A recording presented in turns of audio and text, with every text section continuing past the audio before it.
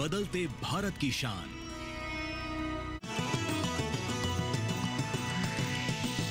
DD किसान, बदलते भारत की शान।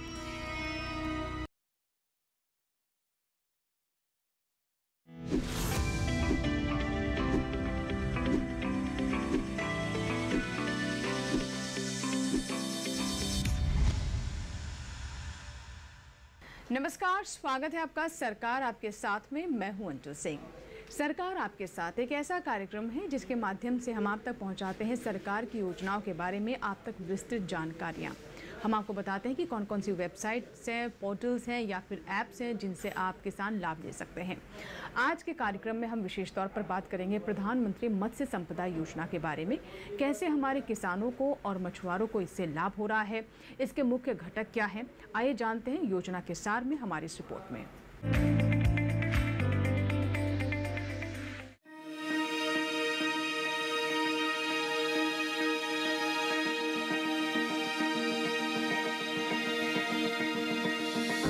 भारत के लिए मछली पालन बहुत ही महत्वपूर्ण क्षेत्र है। अगर सभी तरह के मछली कारोबार को मिला लिया जाए तो ये क्षेत्र 2 करोड़ 80 लाख लोगों को रोजगार दे रहा है। रोजगार पाने वालों में समुद्र से मछलियां पकड़ने वाले भी शामिल हैं और तालाबों में मछली पाल रहे किसान भी। 2014 से 2019 तक के आंकड़ों पर नजर डालें तो मछली व्यवसाय 11% की सालाना दर से वृद्धि कर रहा था। इस दौरान मछली उत्पादन में भी हर साल 8% की बढ़ोतरी दर्ज की गई। ये आंकड़े बताते हैं मछली क्षेत्र में कमाई और रोजगार की अपार संभावनाएं मौजूद हैं। यहाँ एक और बात ध्यान देने वाली है कि भारत से जितना भी कृषि संबंधी निर्यात होता है उसमें 17% योगदान मछली या उससे बने उत्पादों का है। ये आंकड़े भारत को दुनिया का दूसरा सबसे बड़ा जल कृषि उत्पादक देश बनाते हैं। मछली क्षेत्र की इसी अहमियत को देखते हुए केंद्र सरकार ने सितंबर 2020 में प्रधानमंत्री मत्स्य संपदा योजना शुरू की। 2024 से 25 तक चलने वाली इस योजना का मुख्य उद्देश्य मछली क्षेत्र और इस व्यवसाय से जुड़े लोगों का विकास है। इसके लिए 20,050 करोड़ रुपए के निवेश का प्रावधान है। इसमें से मरीन, इनलैंड फिशरीज और एक्वाकल्चर के क्षेत्र में लगभग 12,340 करोड़ रुपए और फिशरीज इंफ्रास्ट्रक्चर के लिए लगभग 7,710 करोड़ रुपए खर्च होने हैं। मत्स्य संपदा एक अम्ब्रेला योजना है जिसमें 2 अलग अलग घटकों को एक साथ मिला दिया गया है। पहला है केंद्रीय सेक्टर की योजना और दूसरा केंद्र प्रायोजित योजना। मछुआरों और मछली किसानों की आय बढ़ाना और उनको शारीरिक, सामाजिक और आर्थिक सुरक्षा प्रदान करना इस योजना का प्रमुख उद्देश्य है। साथ ही मूल्य श्रृंखला को आधुनिक बनाना और पोस्ट हार्वेस्टिंग प्रबंधन में सुधार लाना भी इसका मकसद है। एक मजबूत मत्स्य की प्रबंधन ढांचा तैयार करने के अलावा जिम्मेदार, समावेशी और न्याय संगत तरीके से मत्स्य की क्षमता का दोहन करना, मछली उत्पादन और उत्पादकता में वृद्धि भी इसके उद्देश्यों में शामिल है। मछुआरे, मछली किसान, मत्स्य मजदूर, मछली विक्रेता, मत्स्य विकास निगम, मछली पालन में लगे स्वयं सहायता समूह और मत्स्य सहकारी समितियों के अलावा उद्यमी और निजी फार्म इस योजना का लाभ उठा सकते हैं। उम्मीद है कि इस योजना से मछली पालन की गंभीर चुनौतियों को दूर करके उसकी क्षमताओं का भरपूर इस्तेमाल हो सकेगा। साथ ही 9% की सालाना बढ़ोतरी के साथ 70 लाख टन का अतिरिक्त उत्पादन प्राप्त किया जा सकेगा। अगर ये लक्ष्य हासिल हो गया तो 2024 से 25 तक हर साल 220 लाख टन मछलियों का उत्पादन हो रहा होगा।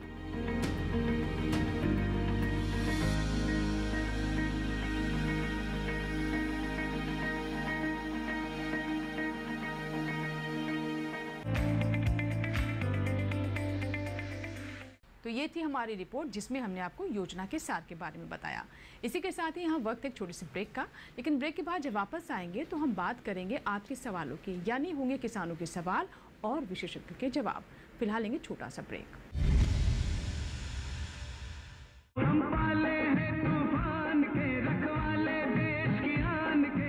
ये सारा खतरनाक सामान वहाँ जमा किया गया है हिंदुस्तान की मौजूदा सरकार का तख्ता उलटने के लिए। जिमा उस कैदी का नाम है जो जेल को अपनी रियासत और खुद को शहंशाह समझता है। शहंशाह अपनी मर्जी से जेल में है, वरना कभी का बाहर चला गया होता। जब तक इस धरती पे अन्याय होता रहेगा, तेरा दूध मेरे सर के जख्म से इसी तरह खून की शक्ल में बहता रहेगा। I love you करती थी, मेरे नाम पे वो तो मरती थी। भगवान की शक्ति तो बहुत बड़ी होती है, पहले भगवान के बनाए हुए इस बंदे से निपट ले। कल का निकलने वाला सूरज हमारी ताजपोशी का ऐलान करता हुआ निकलेगा। बॉलीवुड टॉकीज में फिल्म रखवाले 17 जून दोपहर 1 बजे सिर्फ डीडी नेशनल पर, देश का पहला चैनल, देश का अपना चैनल। ब्रेक के बाद एक बार फिर आपका स्वागत है। आप देख रहे हैं सरकार आपके साथ, जिसमें आज हम आपको जानकारी दे रहे हैं प्रधानमंत्री मत्स्य संपदा योजना के बारे में। चलिए अब चलते हैं विशेषज्ञ के पास। किसानों के सवाल और विशेषज्ञ के जवाब में आज हमारे साथ बहुत ही खास मेहमान हैं। आइए उनसे आपकी मुलाकात करवा देते हैं। हमारे साथ सागर मेहरा जी हैं, जो कि संयुक्त सचिव हैं मत्स्य पालन विभाग में। सर, बहुत बहुत स्वागत है आपका सरकार आपके साथ में। तो आज हम बात करें मत्स्य पालन की, कैसे मत्स्य पालन के क्षेत्र में हम एक तरह की क्रांति देख रहे हैं। बीते एक दशक की बात करें तो क्या क्या मुख्य उपलब्धता रही और मत्स्य पालन विभाग कहाँ तक पहुँचा? अगर पिछले दशक में मत्स्य पालन क्षेत्र में क्या क्या उपलब्धियां रही उसकी बात की जाए तो सबसे प्रमुख एक निर्णय लिया गया फरवरी 2019 में मत्स्य पालन के लिए एक अलग से विभाग की स्थापना की गई और उसके बाद मत्स्य पालन में संभावनाओं को देखते हुए जून 2019 में ही मत्स्य पालन के लिए एक स्वतंत्र मंत्रालय की भी स्थापना की गई और उसके बाद 2020-21 में ही एक विशेष योजना को लॉन्च किया गया जिसका नाम है प्रधानमंत्री मत्स्य संपदा योजना, जिसमें अभी तक सबसे बड़े निवेश यानी 20,050 करोड़ के निवेश का प्रावधान रखा गया और अभी यह योजना जो 2020-21 में आरंभ हुई अपने अंतिम वर्ष में पहुंच गई है और मार्च 25 तक इसका कार्यकाल है। 20,050 में से अभी तक इस योजना के अंतर्गत 18,700 करोड़ से अधिक के निवेश की परियोजनाओं को सैंक्शन दी जा चुकी है, उनको अप्रूव किया जा चुका है और फील्ड में विभिन्न राज्यों और यूनियन टेरिटरीज में सभी कार्यक्रमों पर सभी अप्रूव्ड एक्टिविटीज़ और कंपोनेंट्स पे काम चल रहा है। अनेकों कार्यकलाप पूरे भी हो गए हैं जिनका उद्घाटन हो चुका है पिछले 4 सालों में और इस साल से इसका क्योंकि अंतिम वर्ष है उसमें भी विभिन्न परियोजनाओं को स्वीकृति दी जाना बाकी है। जी बिल्कुल। तो जैसा कि आपने बताया सर कि जो टारगेट रखा गया था उसमें हम काफ़ी कामयाब हुए हैं। तो ऐसे में इस योजना के अंतर्गत जो लाभार्थी रहे इन वर्षों में उन्हें किस तरह की सुविधाएं दी गई, किस तरह के लाभ उन्हें प्राप्त हुए इस योजना के अंतर्गत?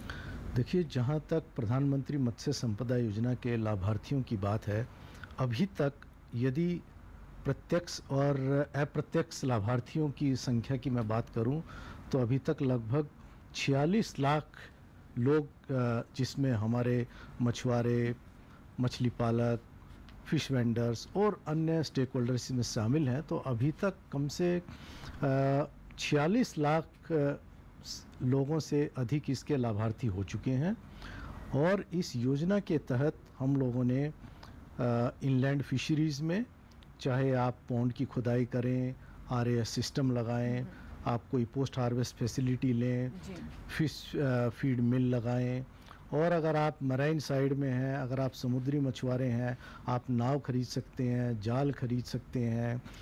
और इस योजना के तहत हमने fishing harbour, fish landing centres, cold chain, यूं कहिए कि पूरी जो फिश वैल्यू चेन है, पूरी जो मछली मूल्य श्रृंखला है, बीज के पैदा करने से लेकर, हैचरी से लेकर, उसको बड़ा करने तक लेकर, पॉन्ड से लेकर उसको बेचने तक लेकर, रिटेल मार्केट, होलसेल मार्केट, बीज की उपलब्धता को लेकर सभी कंपोनेंट्स को इसमें शामिल किया गया है। और मैंने जैसे कि पहले बताया 46 लाख लाभार्थियों ने इस योजना से लाभ उठाया है। और साथ ही साथ मैं ये भी बता दूं कि प्रधानमंत्री मत्स्य संपदा योजना के अलावा जो हमारी ब्लू रेवोल्यूशन स्कीम थी जो 2015 से 20 तक चली, और उसके अलावा जो हमारी दूसरी स्कीम थी फिशरीज इंफ्रास्ट्रक्चर डेवलपमेंट फंड, जिसका कॉर्पस, जिसमें टोटल प्रावधान है कि 7,522 करोड़ रुपए का निवेश किया जाएगा। उस योजना के तहत भी अभी तक कुल मिलाकर 5,588 करोड़ से अधिक की परियोजनाओं को मंजूरी दी जा चुकी है। यदि मैं इन सभी योजनाओं के अंतर्गत मंजूरी दी गई योजनाओं की परियोजनाओं की बात करूं तो अभी तक कुल 29,000 करोड़ से अधिक की परियोजनाओं को पिछले 10 साल में मंजूरी दी जा चुकी है, जो अपने आप में आज़ादी के बाद से किसी भी परियोजना में जो मंजूरी दी गई है, अद्वितीय काम इस क्षेत्र में हुए हैं और क्षेत्र में अपार संभावनाएं हैं। बिल्कुल, तो जैसा कि आपने बताया कि अपार संभावनाएं हैं और जिस तरह का कार्य किया जा रहा है बहुत गति भी इसमें देखने को मिल रही है। सर, ऐसे में एक चीज़ जो अक्सर मछुआरों को लेकर या फिर जो हमारे किसान हैं जो मछली पालन से जुड़े हुए हैं, उनकी सोशल सिक्योरिटी यानी सामाजिक सुरक्षा और साथ ही उनकी वित्तीय सुरक्षा, इसको लेकर भी कई आशंकाएं रहती है। इसे एक मुख्य व्यवसाय के तौर पर एक समय तक नहीं लिया जाता था, ख़ास तौर पर वो जो इनलैंड फिशरीज़ की अगर हम बात करें तो इसको लेकर किस तरह के कदम उठाए गए हैं? देखिए, अगर आप मछुआरों की, मत्स्य पालकों की, चाहे वो सामाजिक सुरक्षा हो चाहे वित्तीय सुरक्षा हो, अगर उसकी बात की जाए तो पिछले पूरे दशक में ये दोनों कंपोनेंट, सामाजिक सुरक्षा, वित्तीय सुरक्षा, हमेशा भारत सरकार द्वारा चलाई जा रही सभी योजनाओं के केंद्र में रहे हैं, सेंट्रल फोकस रहे हैं।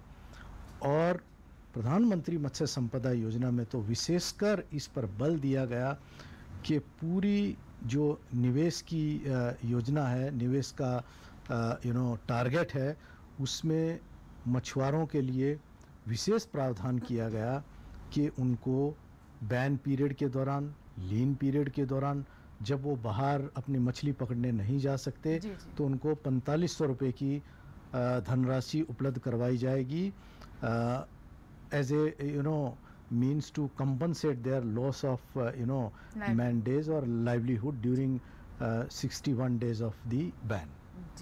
और इसके अलावा साथ साथ भारत सरकार ने 2018-19 में, ताकि मछुआरों को, मछली पालकों को वर्किंग कैपिटल, जो अपना कार्यशील पूंजी है वो उपलब्ध हो, उसके लिए किसान क्रेडिट कार्ड की सुविधा मछली क्षेत्र को भी उपलब्ध करवाई गई।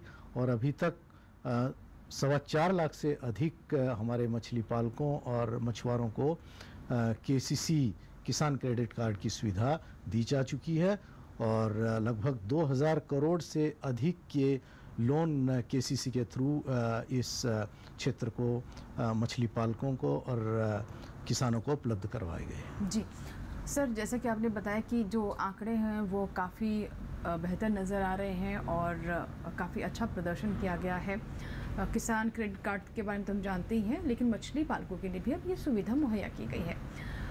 जो किसान और मछली पालक इस वक्त हमें देख रहे हैं, अगर वो इस योजना के बारे में नहीं जानते या फिर इसके अंतर्गत अभी तक उन्होंने किस तरह का लाभ नहीं लिया, प्रधानमंत्री मत्स्य संपदा योजना, तो इससे कैसे जुड़ सकते हैं, इससे कैसे लाभ ले सकते हैं? और इस पूरी, क्योंकि ये अपने आप में एक अम्ब्रेला योजना है, इसके अंतर्गत किस किस तरह के प्रावधान किए गए हैं, कैसे कैसे लाभ उठाए जा सकते हैं?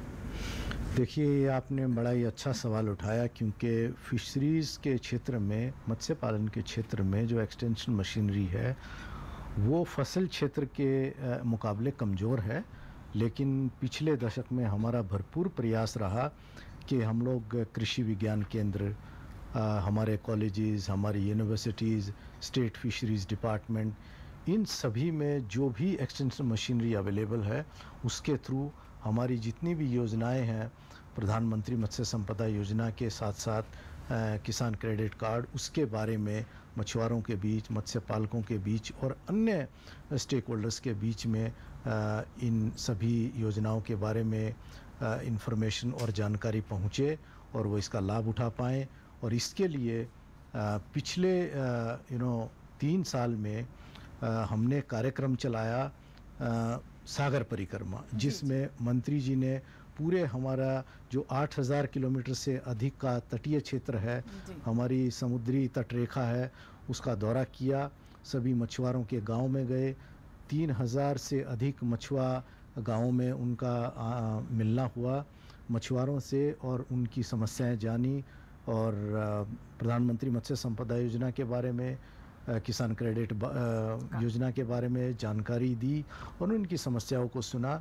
इसके साथ साथ हमारी जो संस्था है नेशनल फिशरीज डेवलपमेंट बोर्ड जो हैदराबाद में स्थित है, उसने पिछले 5 साल में जब से प्रधानमंत्री मत्स्य संपदा योजना आई है, एक्सटेंशन के क्षेत्र में, जानकारी बढ़ाने के क्षेत्र में विशेष भूमिका निभाई है और एक टोल फ्री नंबर का भी उन्होंने प्रावधान किया गया है, जिसके थ्रू कोई भी लोग प्रधानमंत्री मत्स्य संपदा योजना के बारे में, केसीसी के बारे में, इन सभी योजनाओं के तहत जो भी लाभ उपलब्ध हैं उसके बारे में जानकारी प्राप्त कर सकते हैं। और इसके साथ साथ जो हमारे 8 ICR के इंस्टीट्यूट्स हैं उनके साथ भी हम लोग मिलकर कंधे से कंधा मिलाकर काम कर रहे हैं, ताकि उन संस्थाओं से भी जो लोग जुड़े हुए हैं उन्हें भी इन योजनाओं के बारे में जानकारी मिले और वो इससे लाभ उठा सकें। और मैं दोबारा क्लैरिफाई करूं, पुनः मैं ये क्लैरिफाई करूं कि हमारे जितने भी मछुआ बंधु हैं, मछली पालक हैं, फिश वेंडर हैं, या जो लोग किसी भी तरह या एंटरप्रेन्योर हैं जो किसी भी तरह मछली क्षेत्र से जुड़े हुए हैं या जुड़ना चाहते हैं, उन सभी के लिए बीज उत्पादन से लेकर और मछली बेचने तक जी। पूरी फिशरीज वैल्यू चेन में, पूरी मछली मूल्य श्रृंखला में सभी के लिए कुछ ना कुछ है। अगर आप इंसुलेटेड वैन लेना चाहते हैं, ट्राई साइकिल लेना चाहते हैं, बाईसाइकिल लेना चाहते हैं, रेफ्रिजरेटेड वैन लेना चाहते हैं, आप सजावटी मछलियों का काम स्टार्ट करना चाहते हैं, आप सीवीड का काम स्टार्ट करना चाहते हैं, आप फीड मिल डालना चाहते हैं, आप रेसवे डालना चाहते हैं, आप हैचरी बनाना चाहते हैं, आप सभी के लिए इस योजना में कुछ ना कुछ है। और मैं एक बात और बताऊं कि अगर आप सामान्य वर्ग से हैं तो आपको 40% सब्सिडी का इसमें प्रावधान रखा गया है, वित्तीय सहायता का प्रावधान है।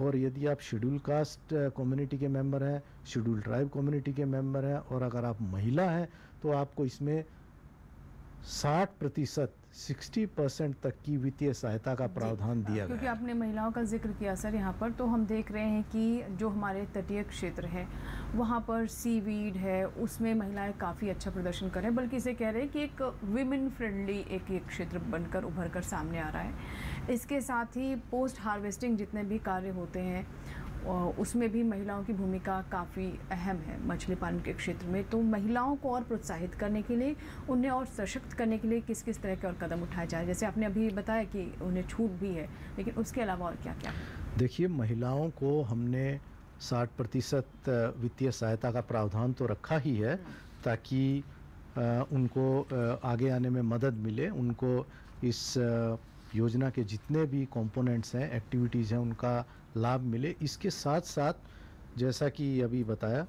जैसे सीवीड है, ऑर्नामेंटल फिशरीज़ है, पर्ल फार्मिंग है, बैकयार्ड RAS है, जिसमें आप छोटी यूनिट भी ले सकते हैं, रीसर्कुलेटरी एक्वाकल्चर की यूनिट। और अगर आप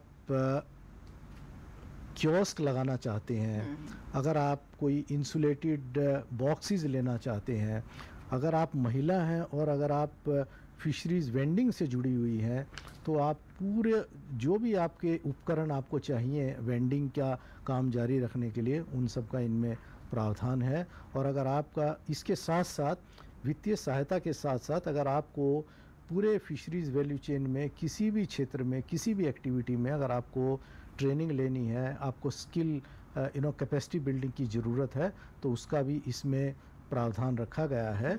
और इसके साथ साथ आप KCC के भी हकदार हैं, महिला होने के साथ साथ। और अगर आप महिला हैं और अगर आप एंटरप्रेन्योरशिप, आपका कोई प्रोजेक्ट है वो आप लेना चाहती हैं, वो भी उसमें 1.25 करोड़ तक के अनुदान की प्रावधान रखा गया है, उसको भी आप लाभ उठा सकते हैं। यानी उद्यमी भी बनाने का प्रयास किया जा रहा है महिलाओं को साथ साथ। जी सर, एक और क्षेत्र के बारे में बात करना चाहूँगी। जैसे कि हम नए नए अवसरों की बात कर रहे हैं, तो एक समय था जब हमारे जो पूर्वोत्तर राज्य थे या पहाड़ी राज्य, हिमालय राज्य, वो कहीं ना कहीं थोड़ा पीछे रह जाते थे। एक तो उनकी भौगोलिक स्थिति ऐसी होती थी कि उस तरह से सुविधाएं नहीं पहुंच पाती थी, लेकिन अब काफ़ी कुछ बदलाव आया है। इन क्षेत्रों में रोज़गार के नए अवसर पैदा करने के लिए कहा जा रहा है कि मछली पालन एक बहुत ही अच्छा ऑप्शन हो सकता है, एक बहुत ही अच्छा विकल्प वहाँ के लोगों के लिए हो सकता है। तो उसको लेकर किस तरह के प्रयास किए जा रहे हैं जो हमारे पहाड़ी क्षेत्र, हिमालय क्षेत्र हैं और पूर्वोत्तर में, जहाँ पर तो हम जानते हैं कि एक कल्चर से भी जुड़ा हुआ है। देखिए, नॉर्थ ईस्ट क्षेत्र में पहली एक विशेषता ये है कि वहाँ मछली खाने वालों का प्रतिशत बहुत ज़्यादा है। 90% से भी अधिक है। उनकी संस्कृति का हिस्सा है। Yes yes. और इस चीज़ को ध्यान में रखते हुए प्रधानमंत्री मत्स्य संपदा योजना के अंतर्गत जो निवेश के टारगेट्स रखे गए हैं वो नॉर्थ ईस्ट राज्यों के लिए अलग से भी फिक्स किए गए हैं और सभी राज्यों को ये सलाह दी गई है कि प्रधानमंत्री मत्स्य संपदा योजना में वो क्लस्टर बेस्ड डेवलपमेंट के लिए, एक्वा पार्क डेवलपमेंट के लिए और जो उनके फिशरीज़ के संसाधन हैं उनके कंजर्वेशन के लिए भी, उनके संरक्षण के लिए भी और उनके डेवलपमेंट के लिए भी वो हमें प्रोजेक्ट्स दे सकते हैं। और अभी तक हमें जितने भी प्रोजेक्ट्स वहाँ से मिले हैं, मैं आपको विशेष तौर से मैं मेंशन करूं कि अरुणाचल प्रदेश में लगभग 50 करोड़ की लागत से एक एक्वा पार्क बन रहा है जिसमें पूरे फिशरीज़ वैल्यू चेन की सुविधाओं का निर्माण होगा। साथ साथ अन्य राज्यों से भी प्रस्ताव प्राप्त हुए हैं जो अभी विचाराधीन हैं, जिनको हम लोग बड़े पॉजिटिवली देख रहे हैं और उनको भी अप्रूव किया जाएगा। इसके साथ साथ अगर वहाँ के राज्यों में एंटरप्रेन्योरशिप डेवलपमेंट के लिए थ्रू फिशरीज़ की बात की जाए तो मैं बता दूं कि अभी तक हम पूरे पूर्वोत्तर के राज्यों में लगभग 700 करोड़ से अधिक की परियोजनाओं को हम लोग अप्रूवल दे चुके हैं और उनके जो भी विशेष संसाधन हैं जैसे कोल्ड वाटर फिशरीज़ हैं, रेसवेज का बनाना है, अच्छे बीज की उपलब्धता है, तकनीकी हैंड होल्डिंग के लिए, कैपेसिटी बिल्डिंग के लिए हमारे जितने भी आईसीआर इंस्टीट्यूट्स हैं, जैसे हमारा डीसीएफआर है, directorate of cold water fisheries है, उसको हमने विशेष हिदायत दी है कि हिमालयी और जो नॉर्थ ईस्ट के राज्य हैं उनकी जो भी कैपेसिटी बिल्डिंग की, ट्रेनिंग की या उनके यहाँ जो बीज की उपलब्धता को सुनिश्चित करने के लिए आवश्यक है उसको सुनिश्चित किया जाए।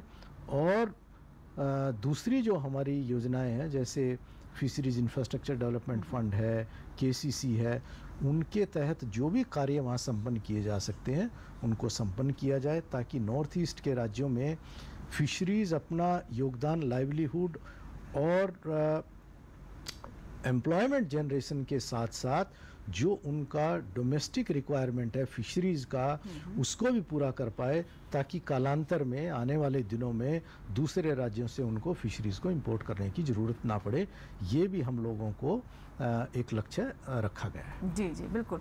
तो कई तरह की चुनौतियों को पार करते हुए हम देख रहे हैं कि हर क्षेत्र में भौगोलिक स्थितियां जो हमारे देश की हैं उनकी चुनौतियों को भी पार करते हुए किसानों तक, मछली पालकों तक लाभ पहुंचाने का मंत्रालय कार्य कर रहा है। सर, एक और बर्निंग इशू है जो कि हम सिर्फ भारत की या किसी क्षेत्र से जुड़कर ना देखकर इसे हम विश्व की पूरी समस्या बोले, ग्लोबल इशू और ग्लोबल सोल्यूशन के लिए कार्य किया जा रहा है, वो है जलवायु परिवर्तन यानी क्लाइमेट चेंज। क्लाइमेट चेंज को हम हमेशा सोचते हैं ज़्यादा गर्मी पड़ना, अधिक वर्षा होना या ज़्यादा ठंड पड़ना, यही तक ही हम अपनी सोच को सीमित कर लेते हैं। लेकिन इससे मछुआरे किस तरह से प्रभावित हो रहे हैं, हमारे जो समुद्र की जैव विविधता है वो इससे प्रभावित हो रही है, इस पर ज़्यादा ध्यान नहीं जाता है। इसको लेकर क्या कहना चाहेंगे सर? देखिए, जैसे मैंने बताया कि 61 डेज़ का 61 दिन का हम लोग बैन पीरियड रखते हैं क्योंकि इस समय मछलियाँ प्रजनन में जाती हैं तो मछुआरे वहाँ ना जाएं। उसके अलावा हम लोगों ने अभी एक लगभग 300 करोड़ से अधिक की एक परियोजना को लॉन्च किया है जिसके तहत विभिन्न तटीय राज्यों में हम लोग आर्टिफिशियल रीफ लगा रहे हैं जिससे जो फिशरीज रिसोर्सेज हैं उनके प्रजनन में आसानी हो और मछुआरों को मछली पकड़ने के लिए ज़्यादा दूर ना जाना पड़े और उनको मछली वहीं मिले। तीसरी बात, हम लोग स्वच्छ सागर के अवधारणा को भी सपोर्ट करने के लिए हमने कोशिश की है कि अधिक से अधिक जो फिशिंग वेसल्स हैं उनमें बायोलॉजिकली सस्टेनेबल टॉयलेट्स को इंस्टॉल किया जाए ताकि गंदगी ना फैले, समुद्र साफ रहे। इसके साथ साथ अन्य प्रयास भी हम लोग कर रहे हैं कि जो भी लोग बाहर जा रहे हैं वो लोग जैसे energy efficient, fuel efficient engine का उसमें यूज हो, इसमें भी हम लोग विशेष प्रयास कर रहे हैं। जी सर, बहुत सारी बातें आपने बताई। अंत में मैं जानना चाहूँगी कि भविष्य को लेकर क्या योजनाएं हैं? देखिए, प्रधानमंत्री मत्स्य संपदा योजना की सफलताओं को देखते हुए और इस 5 साल में जो भी हमारे अनुभव रहे उसको हम कोशिश करेंगे कि प्रधानमंत्री मत्स्य संपदा योजना की जो भी सक्सेसर हो उस योजना में उन सभी लेसन्स को जो हमने लर्न किए हैं या जो भी सुझाव आए हैं उनको समावेश किया जाए और एक और समृद्ध और सफल एक योजना को लाया जाए ताकि जो हमारा फिशरीज एंड एक्वाकल्चर सेक्टर है वो सस्टेनेबल हो और ग्लोबली सस्टेनेबल हो और ग्लोबली बेंचमार्क्ड हो, ये कोशिश हम सब लोगों की रहेगी। सर, हमसे बातचीत करने के लिए बहुत बहुत शुक्रिया और आपने बहुत विस्तार से हमारे किसानों को ये जानकारियाँ दी। भविष्य की योजनाओं के लिए बहुत बहुत शुभकामनाएं भी। धन्यवाद। तो ये थी हमारी विशेष बातचीत आज के मेहमान से। इसी के साथ ही आज की सरकार आपके साथ में फिलहाल इतना ही। आशा करते हैं कि आज के कार्यक्रम में इस योजना के बारे में जो जानकारियां हमने आप तक पहुंचाई हैं उनसे आपको ज़रूर लाभ होगा। अगर आपके कोई सुझाव है, कोई सवाल है या फिर आप चाहते हैं किसी विषय पर हम सरकार आपके साथ लेकर आएँ तो आप हमें इसके बारे में ईमेल कर जानकारी भी दे सकते हैं। हमारा ईमेल आईडी है sarkaraapkesath@gmail.com। आप हमें फेसबुक के माध्यम से भी संपर्क कर सकते हैं। इसके लिए आप फेसबुक पर जाएँ, सर्च में हिंदी में सरकार आपके साथ टाइप करें, हमारा पेज खुल जाएगा जिसे आप फॉलो कर सकते हैं। अपने सवाल मैसेंजर के माध्यम से या फिर वॉल पर लिखकर भी हम तक पहुंचा सकते हैं। आप हमारे टोल फ्री नंबर पर कॉल कर अपने सवाल हम तक पहुंचा सकते हैं। इसके लिए आप हमारा टोल फ्री नंबर नोट कर लें, यानी सरकार आपके साथ का कॉल सेंटर नंबर 1800-113060। सुबह 6 बजे से रात 10 बजे के बीच आप कॉल कर सकते हैं और ये नंबर आपके लिए सोमवार से शनिवार तक उपलब्ध रहेगा। सरकार आपके साथ में एक नए विषय के साथ एक और योजना के बारे में विस्तार से चर्चा होगी और होगी मुलाकात एक और विशेषज्ञ से। तब तक आप बने रहें दूरदर्शन किसान के साथ। नमस्कार।